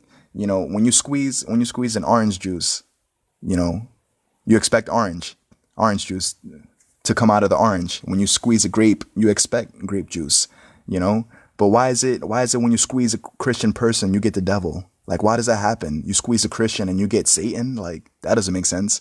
That should be weird. Like, you know what I'm saying? So I don't know, man. And a lot of people that are Christian, they justify being hurt all the time and being offended and not realizing when you're offended all the time, it's a barrier towards your love for people. And they're like, oh, I'm working on forgiveness. I'm trying to forgive. You know what I'm saying? You don't try to forgive. You develop a mindset that makes you forgiving all the time in real time. Like, when Jesus was killed, like, and he's being nailed to a cross, he is forgiveness. He's the embodiment of forgiveness in real time. He was forgiving them and praying for them. Like, God, forgive these people. They don't know what they're doing. They don't know that they weren't created to be murderers. They don't know that they weren't created to act this way, to talk that way, to think this way. You know what I'm saying? And the reason he didn't take their behavior personally is because he knows that there's potential living deep inside of them that's waiting to be awakened. You know what I'm saying? And they're unaware of that. And you know what I'm saying? And because of that, that's where there's grace and that's where there's mercy. You know what I'm saying? That not like enables people to continue being messed up, because the hope is that they change eventually, but knowing that they just have no idea. You know what I'm saying? And so yeah, give me a second.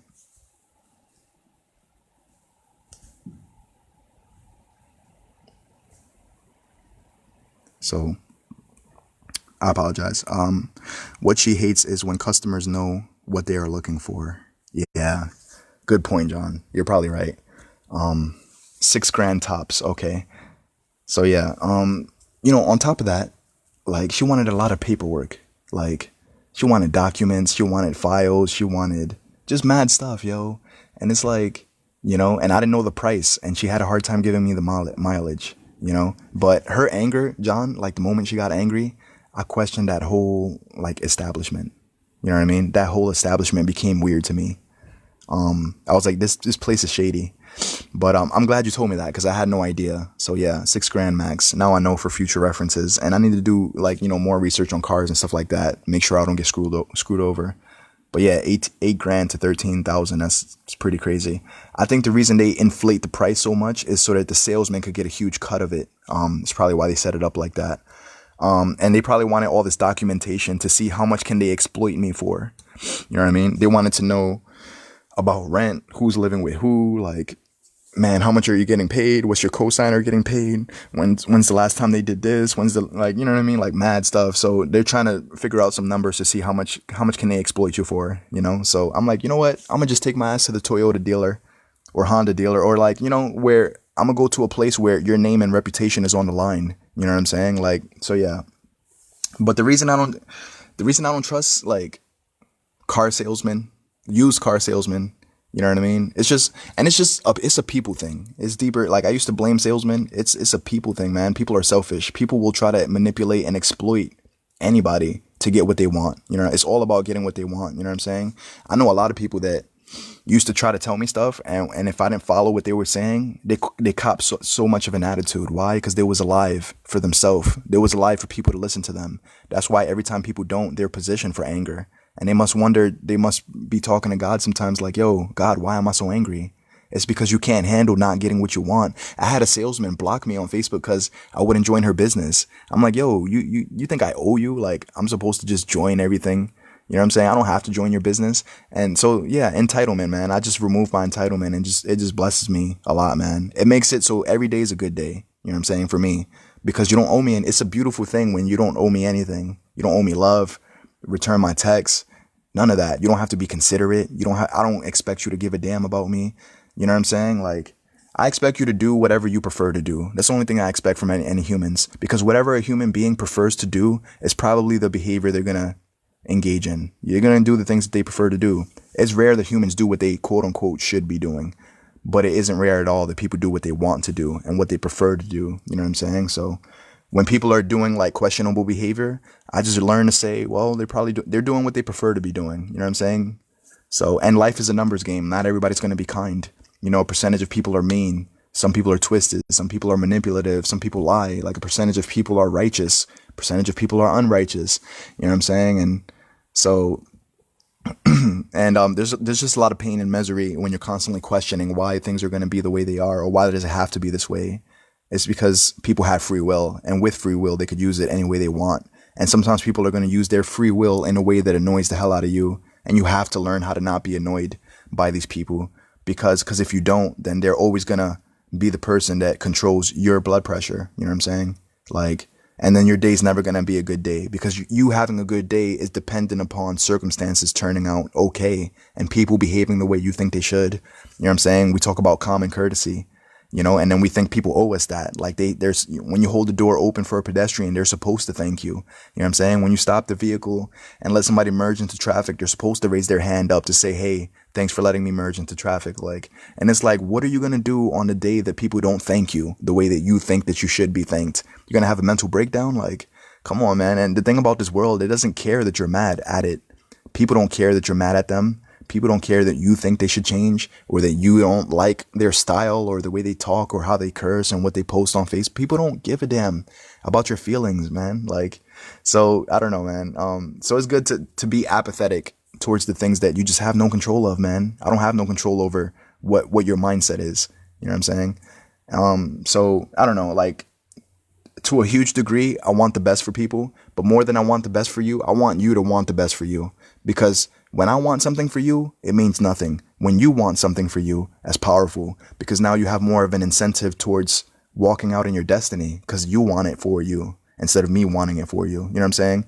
If I want it for you, I'm powerless. If you want it for you, then at least I could say something that will encourage you, because you're already encouraged. You're positioned to be able to receive encouragement because you already want to live the best, to be the best version of yourself. You know what I'm saying? You already want to do all that you can do. You know what I'm saying? So that's powerful. And then it gets to a point where you don't need much inspiration. You don't need much encouragement, because you live encouraged. You know what I'm saying? So yeah, give me a second. What she hates is people want safe spaces. Yeah, I hear you, bro. What she hates is when customers know what they're looking for. Yeah, I used to work at a used car place. It's crazy. Was it a buy here, pay here? The name of the store, I don't know if you know about this brand. It was JD Ryder. No, JD Buy Ryder was the name of the used car store. I think it was a used pay here, buy here. I might have been. I forgot, yo. Like, it's kind of foggy, even though it happened like less than 6 days ago. But all I remember was how mad she got at me asking about the mileage. And I remember at that moment, I didn't trust the whole establishment. I was like, yeah, this is a shady place. Like, yeah, I trust everyone. I trust them to be who they are. I hear you, bro. Yeah, man, I let people be what they prefer to be, you know? There's a lot of Christian people, you know, like, yo, Christians, yo, you have too many expectations, yo. You as a Christian, when you meet other Christian people, you expect them to be as Christian as you, or more Christian. I don't know what you expect. I don't expect nothing. You know what I'm saying? Like, you do what you want, you know? Like, I'm of course I'm gonna try to inspire people. I'm gonna try to bring out the best, but people are gonna do what they prefer to be doing, and I have zero control over that. You know, I remember one time I had a good friend. What's up, Joshua? What's going on, bro? I had a good friend, right? He was moving out, and a lot of Christian people. He's Christian himself. A lot of Christian people gave him his word. Gave him their word. Yo, I'm gonna show up. I'm gonna help you move. Let me know what time. You know what I mean? And they was like hitting him up. They was like, yo, when are you moving? And then when the day came to move, nobody showed up except an atheist person. And he got really mad at that. He was like, damn, Christians can't keep their word, but an atheist person shows up. How ironic. And then like, he was just weighing, like, he was keeping an account of a suffered wrong. And if you read Corinthians, love doesn't keep an account of suffered wrongs. You don't keep it so tallied up. Yo, how many times somebody violated you? Because if that's all you're thinking about, you won't be able to love people, because you'll be mentally complaining about them all the time. And it's a matter of time before what you mentally complain about comes out of your mouth. And it's going to be a very condescending, patronizing, you need to meet my needs and be the human being that I think you need to be in order for me to be stabilized. So that was such an issue for him. He was like, yo, damn, Christians don't keep their word, but an atheist shows up. It's pretty crazy. And like just complaining about it. And it's like, bro, it's not a Christian thing. It's not an atheist thing. People are broken. People don't keep their word. You know what I'm saying? It's not a man thing. It's not a woman thing. It's not a black. It's not a white thing. It's just, within every civilization, within every city, within every life is a numbers game. It's going to be people that keep their word. There's people that don't. Don't think that because they're Christian, they're going to keep their word. Like, so what? Like, and it's like the person needs to realize, right? There's a scripture in the Bible that says they honor me with their lips, but their hearts are far from me, which means these people claim that they're for me, but they don't know anything about me. They don't serve me, they just claim that they do. So it's because of scriptures like that. When I see Christians behaving in a way that quote unquote, they're not supposed to, I'm like, yo, like it's easy you can make claims all day. You know what I'm saying? You know how easy it is to claim that you live that life. You know what I mean? Like there's a lot of people on Instagram faking it till you make it. I probably told you this before, but there's people at the airport. They're hopping over the fence at the airport, taking a selfie in front of a private jet that's not theirs, running back to the gate, hopping the fence one more time, praying to God that they don't get caught by the police officers, right? Coming home, posting it to Instagram and saying, yeah, look, I just took and posting a long paragraph like, yo, I just took a flight on this private jet. It just landed. If you want to build your business, I'm the most qualified person to teach you how. But they won't tell you that they hopped a damn fence to stand in front of a plane that's not theirs to make it to front as if they're living that life. You know what I'm saying? Like people won't tell you they did that. Like, but these are the things people are doing, So, and some of you might hear that and you might be like, oh, well, people shouldn't do that, So I just stop with the shouldn't and should, when it comes to people, cause like you're not alive for me. You know what I'm saying? Like you're not alive to be what I think you should be. And all I have control over is trying to be the best version of myself as much as possible, try to reach my potential, and in doing that, I will awaken somebody's potential. I don't know who, and I don't know how many, but I know that, you know what I'm saying? As I try, I'm much more interested in trying to become the best version of myself than I am interested in trying to straighten you out and sort out your shit. Like I can't sort you out. You know what I'm saying? A lot of people, they can't even sort themselves out. You know what I'm saying? So it's not that they can't, but they tell themselves that they can't, so they won't be able to. Because they tell themselves that, you know what I'm saying? They tell themselves that they have to be as broken as they are currently. And that's how life is always going to be, you know what I'm saying? So,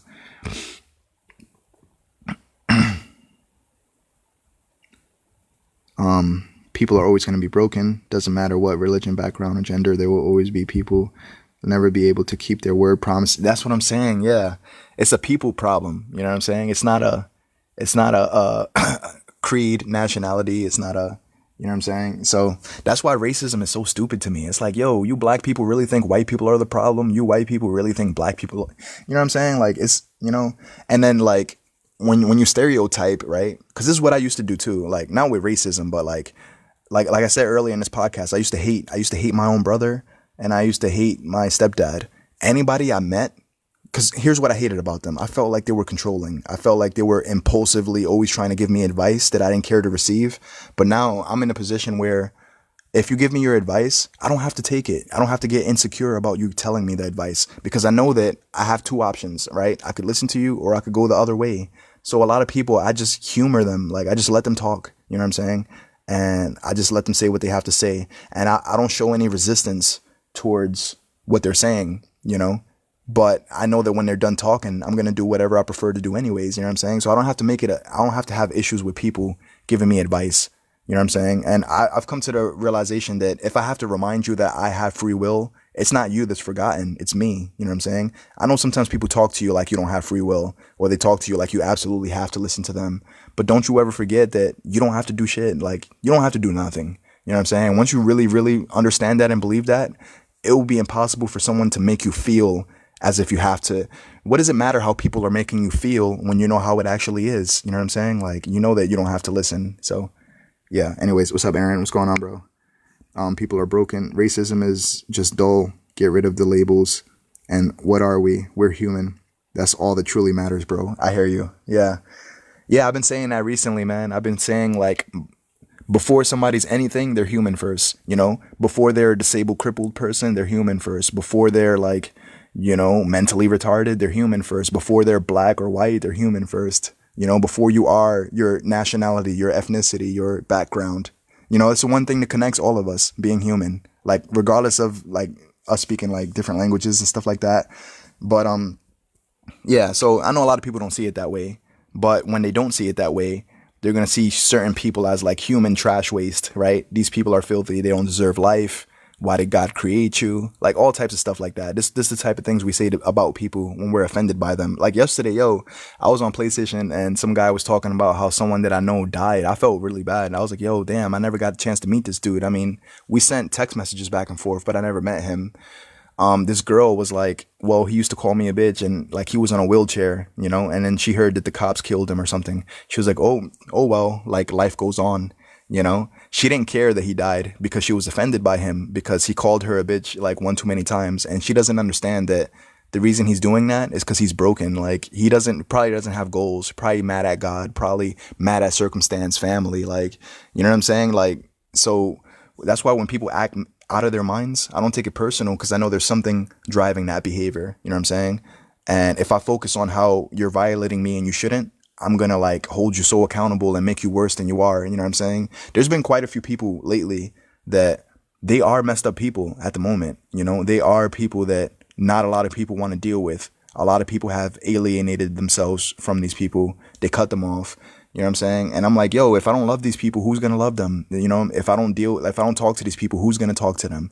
If I don't show them the love that I know God has for them, who's going to show them that? You know what I'm saying? So it's like, sometimes I hang out with some messed up people, right? Not in person, but I'm talking about like, I'll talk to them though, and, it's just a lot of people that like people that society rejects and stuff, and just try to talk to them, man. Like, cause they're human, you know what I'm saying? And I know that they're valuable because they exist, you know what I'm saying? Because there's nothing that exists that's, if it wasn't valuable, it wouldn't be here. You know what I'm saying? Like people be like, oh, my life's a mistake, or my parents accidentally had me, or the condom broke and that's how I got here. And it's like, yo, you're no less here than you are. Like you're here, which means there's a purpose behind you being here. There's a time to be born. You didn't surprise God. You might have surprised your parents when the condom broke, but you didn't surprise God. Like he knew you was going to be here. You know what I'm saying? It's not a shock to him.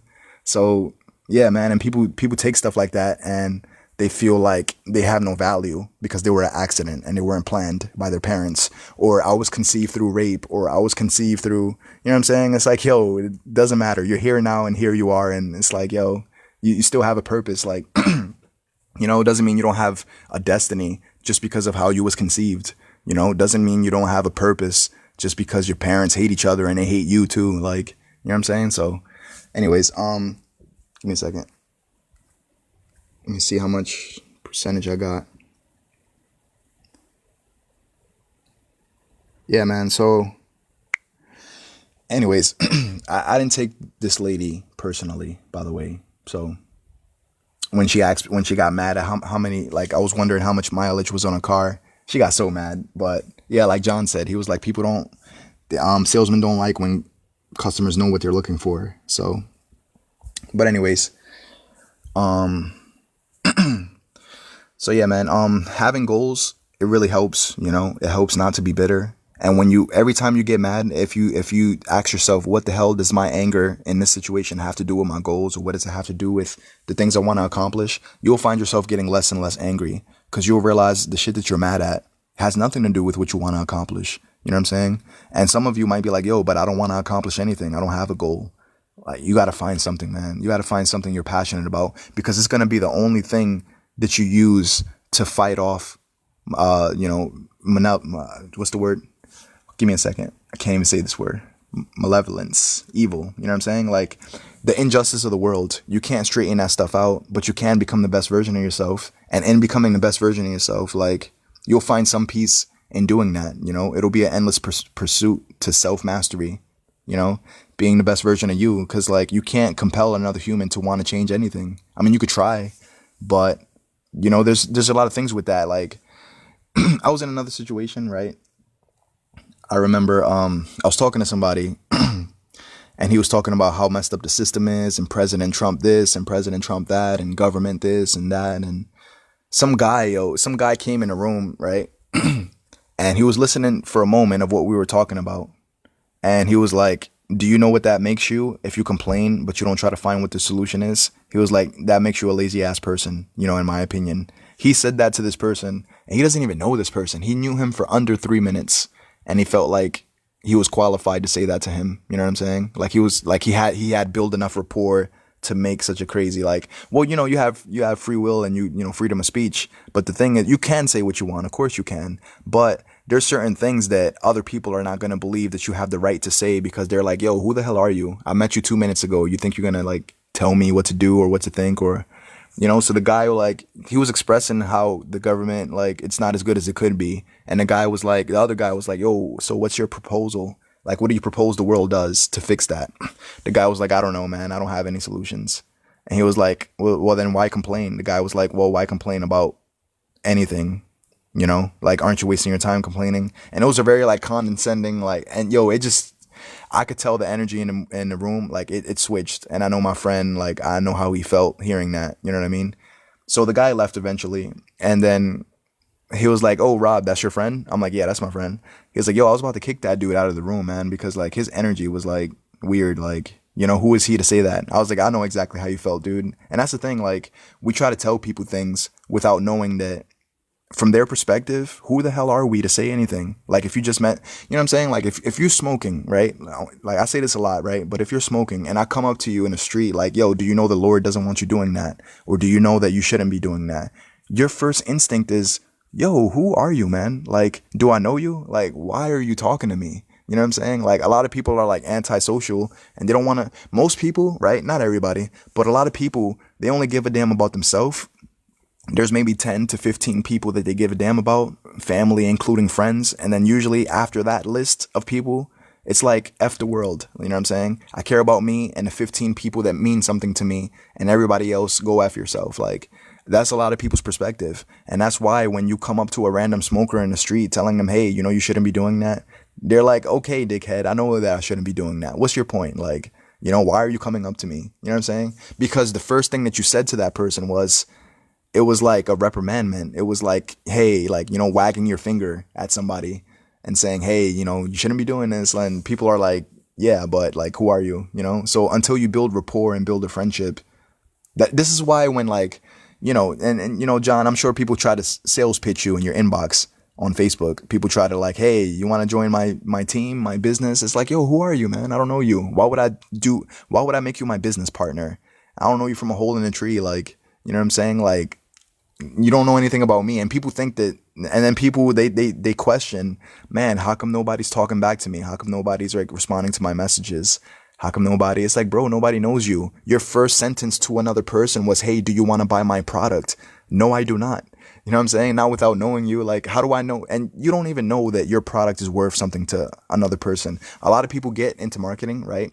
They're like, yo, this product is awesome. Everybody's going to like it. It's like, bro, not everybody likes Miley Cyrus. Not everybody likes Will Smith. Not everybody likes freaking, you know what I'm saying, Madonna. Like, how can you be so sure everybody's going to like your product or that it's for everybody? You know what I'm saying? Like, it's a bold statement. There's 7 billion people in this world.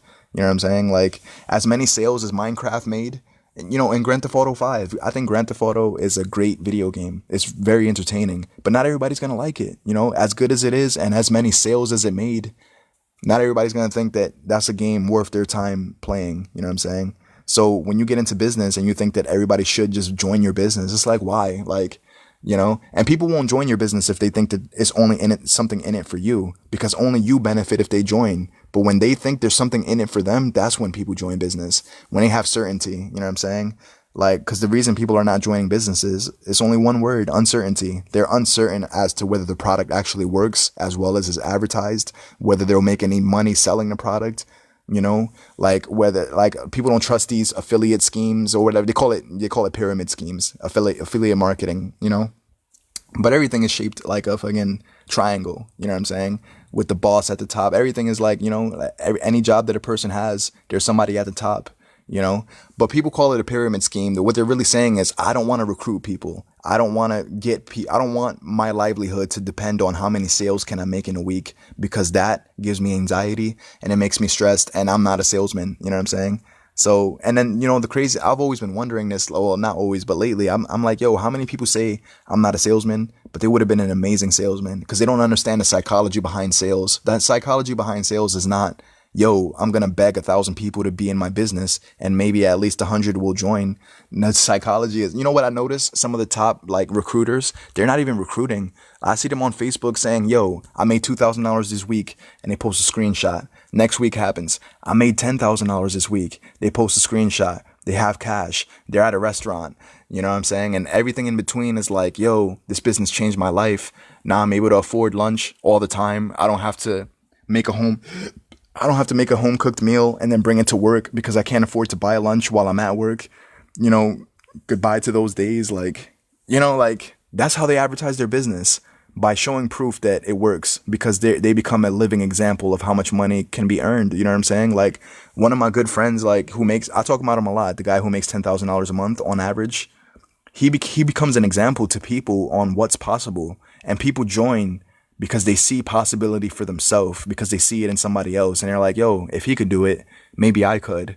You know what I'm saying? That's why a lot of people, when it comes to businesses, right, you might join a business and no one wants to join you because you haven't had any success yet. And you're like, how am I supposed, it's like a catch-22, right? When you guys get out of college, no one wants to hire you because they're like, yo, you don't have any experience. But it's like, how am I supposed to get any experience if nobody will hire me? And nobody's going to hire me unless I have experience. It's like, damned if I do, damned if I don't.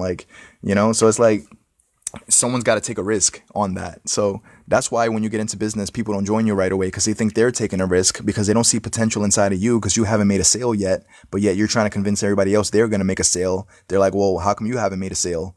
And then they're like, and then you're stuck because you're like, you can't answer that. You don't know why you haven't made a sale. And then they're like, yo, like, yeah, I'm not joining, dude. I'm good. And the same people, a lot of times, the same people that say no, when you start having $1,000 weeks, $5,000 weeks, these are the same people that come back like, yo, what's your website, dude? I'm about to join today, because they've been seeing you killing it for like 3 months now. So yeah, man, some of the most paid people in that industry, all I see them do is post results. That's it.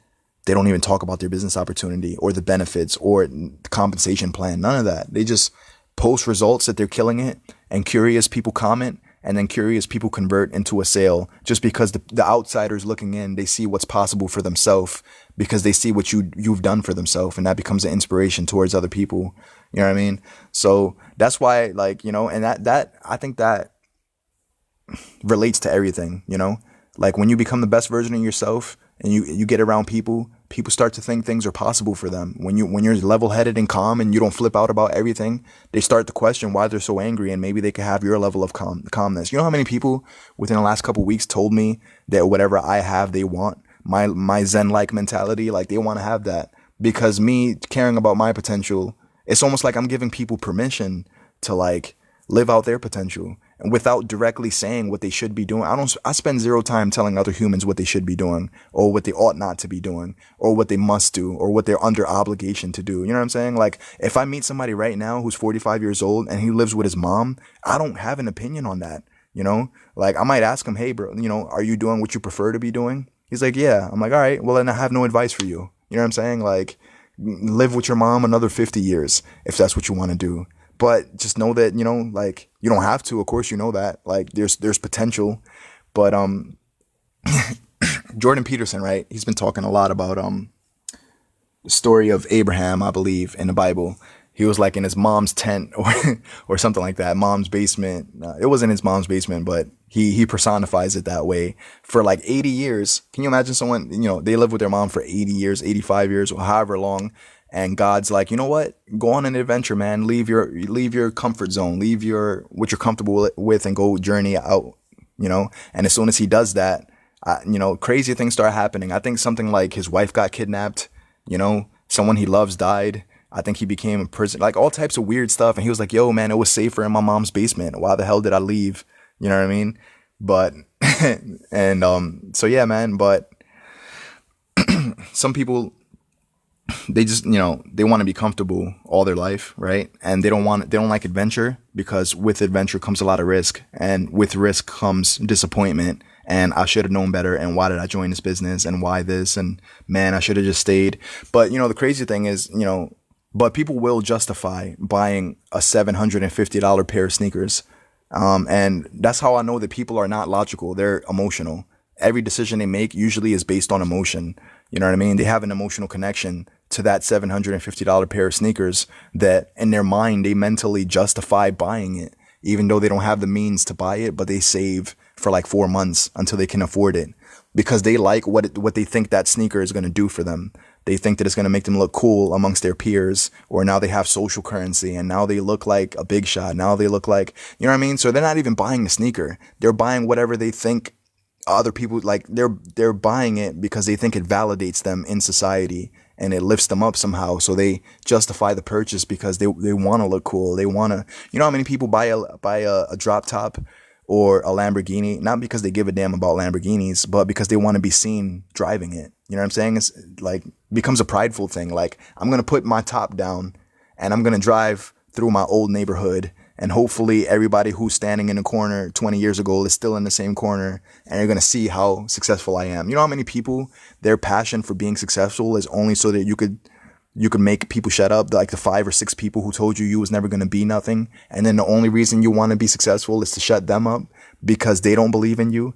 And then it becomes the driving force behind you being successful, which is cool and then they have a lot of anger. And then through that anger, they're able to just make themselves be the person that they need to be successful. You know what I'm saying? Which is cool. But then it's like you get complacent. Now, what do you have? Like, now you have the Lamborghini. Now what? Now you bought the mansion. Now what? You know what I'm saying? What's the next goal? So that's why that, like, if you keep setting goals, like, you'll never get complacent in where you are and then just start like hanging around saying, man, I wonder what to do now. What should I do now? Because once you prove, it doesn't take much to prove somebody wrong. You know what I'm saying? But that's not enough leverage to continue moving forward, because the only leverage you had to move forward in the first place was showing somebody that you're capable of something because they didn't believe you, and it's cool to get to where you could be just to shut them up. But then after that, then it's like, now what? Well, it's like, you got to set another goal. You know what I mean? So anyways, give me a second. What you should say to those people who complain about how they were brought into this world, you should tell them, give me a second. Oh, I could reply live? This is crazy. Yo, I'm going to start replying live. Yo, I did not know that. I thought I had to wait till the podcast was finished to reply. But nah, I still might do it when I'm finished. I don't know. Because, like, then I can't concentrate on what I'm saying. What you should say to those people who complain about how they were brought into this world, you should tell them, give me a second. That's just your beginning. You have the rest of your life. A story that you can make for yourself ahead of you. Shouldn't really matter about your past to find you. People always follow trends, so they feel normal, cool, successful. That's why people feel out of place, because some of them aren't being themselves. Yeah, I hear you. Yeah, man. Josh, and you remind me of one of my favorite quotes. I think it's my all-time favorite, and it's something along the lines of, there's a reason why your windshield is significantly bigger than your rear view mirrors. It's because where you're going matters so much more than where you've been. And most people spend their life driving, looking at their rear view mirrors the whole time that they're driving. They wonder why they're getting into constant collisions all the time. It's because they don't know what to focus their eyes on, what to focus their mind on. You know what I'm saying? So that's why I do so many podcasts about, if you continue focusing on how messed up other people are, you're going to be just as messed up as they are. You know what I'm saying? Sometimes we judge people for being judgmental, you're like, oh, you shouldn't judge. And then every time someone's judging, we start getting judgmental of judgmental people. But are you not a judgmental person if you get judgmental about, judging someone that you think shouldn't be judging? That means you're just like them. Like, you have an opinion about their opinion, and I don't know. That's why I realized, having apathy, not giving a damn is powerful when you know how to apply it. But if you don't know how to apply it, you'll get cynical towards the world, and you just won't give a damn about anything, not about people, not about your own mother, your own life, your own, this is when apathy goes wrong, when you apply it to everything that you shouldn't apply it to. A good thing for me to apply apathy towards is whether or not you respond to a fucking text message. I just don't care. You know what I'm saying? So I don't know. Whether you call me back, you're considerate, just for me, because then the more I focus on that, the more my focus gets away from what my goals are. You know what I'm saying? And then, so I don't know, man, I have huge things that I want to accomplish. It's going to take all of my focus to get there. So I just don't have time to complain about your attitude. You know what I'm saying? Or to have an emotional response to how destructive other people are being. It's not my issue. You know what I'm saying? It's not for me to sort out. But I feel like I should try to love people as much as I can, regardless of where they're at. You know, because a lot of us, our love is very conditional. We'll love people if they're being the person we think they should be, but don't love them if they're not. You know what I'm saying? You know how many manipulative husbands, they love their wife when she makes you a cup of coffee, but when she doesn't, she's a cunt, she's a bitch. Like, you know what I mean? It's like, yo, come on, son. Like, you know, and then we like we'll try to get our wife to do something and she does it and we're like, thank you, sweetie, I love you. You know, it's like, yeah, you love her because she did something for you. You know what I'm saying? What about the times she doesn't feel like doing anything for you? You know, you don't seem to love her then when you're verbally abusing her about how lazy she is and she never wants to do anything. And then you forget that she's always doing stuff for you, but it just so happens that she's sick and she's just not feeling it today. You know what I'm saying? So anyways, so yeah, man, I'm probably going to close this podcast. I don't know if I have much more to share with you, but yeah, man, having goals is powerful, man. When you have goals that are bigger than the things that you make time to be petty about, you know what I'm saying? It won't be about other people's attitude anymore. You know, these are the things we focus on when we don't have goals. We'll focus on, you know, we'll watch 10 hours of Netflix per day, you know, 6 hours of Fortnite, you know what I'm saying? Like 6 hours socializing and smoking and drinking and, you know, and I understand that we all need, like, people need a form of escapism. But when you live a life that you're always escaping, that means you're not living. You know what I'm saying? Like, all you do is spend your time escaping. That's why people hate Monday mornings and they love Friday nights, because from Friday night to Sunday night, you get to escape from the reality that is your bullshit job. You know what I'm saying? And and it's like, you know, but then when people tell you, yo, dude, just create a life that you don't have to escape from, and then people get mad at that, you know, it's because they rather complain about their life than to do anything about it, because it's easier to complain. You might wonder, how can somebody work a job they hate for 27 years? It's because it's easier than adapting. You know what I'm saying? Staying complacent is easier than adapting. Being mediocre is easier than being triumphant. You know, being like regular, it's easier than being extraordinary. You know, like, humans gravitate towards whatever it's easier. Like, the reason people talk about you behind your back, you know why? Because it's easier to do that than it is to confront you about whatever issue they have with you. It's easier to talk about you behind your back. That's why they do it. You know what I'm saying? Like, why do people judge so much? Because it's easier to judge you off first impression than it is to actually have a 10-minute conversation with you and then come to a conclusion after that, or an hour, 2 hour conversation, and then, you know, before you withholding your judgment before you have a conversation. It's easier to just judge right away than it is to, like, get to know you. It takes work to get to know you. People don't like work. That's why they gravitate towards whatever behavior it's easier to engage in. You know what I'm saying? So anyways, so yeah, I don't know if I have anything that I really want to end on. I appreciate all you guys. Thank you so much for showing up. I hope I added value. I hope I said something meaningful that's applicable, you know, that maybe could be applied to your life, or something for you to reflect on that could help you better you. You know what I'm saying? Help you become the best version of you. Because I think so many people, you know, almost all people are not where they could be. You know what I'm saying? If they embrace their full potential. A lot of people are at 30%, 40%. You know what I'm saying? And a lot of people, they quit at 50%. You know, they give it 50% and they stop right there. So I want to end it on a story that I recently saw on a podcast. This podcast was Joe Rogan podcast. Joe Rogan featuring David Goggins, something like that. It was the first one, I believe. And in this podcast, he was talking about being an ultra runner. And an ultra runner is a person that runs a ridiculous amount of miles in a single day. Like, this guy's able to do 100 miles in 24 hours. That's ridiculous to me. His best record was, I think, 209 miles in 39 hours, something like that. I can't imagine running that much. That's crazy to me. But he did it. You know, that doesn't sound humanly possible. And what's scary to think is he could probably go more than that. That's what's scary to think about. He could probably do more than 100 miles in a day. He could probably do more than 209 miles in 39 hours or 34 hours. I think it was 39 hours. And it's just, human potential is so interesting to me, you know, because most people would say, damn, 20 miles in a day running sounds overwhelming. This motherfucker did 100. Like, that's crazy. So And the scariest thing of the podcast, which I'm gonna close this with, was when the scary part is to myself, I didn't even give it 100%. He said, if I would have given it 100%, I would have been dead. He said, I probably pushed it to 99.99999%, you know, because when he put his body through a lot running that much, at some point, like, he shit on himself from running so much, like, started pissing out blood. His wife had to put him in the car and take him home. And he sat in a bathtub, soaking and stuff. And she's like, yo, we got to get you to a hospital. Like, you're pissing out blood. That's serious. He's like, nah, man, just let me enjoy this pain. And she's like, what the hell is wrong with you? Enjoy this pain. But the thing was, he was so satisfied, even though his body was so broken, because he accomplished something that he was unsure as to whether he was going to do it.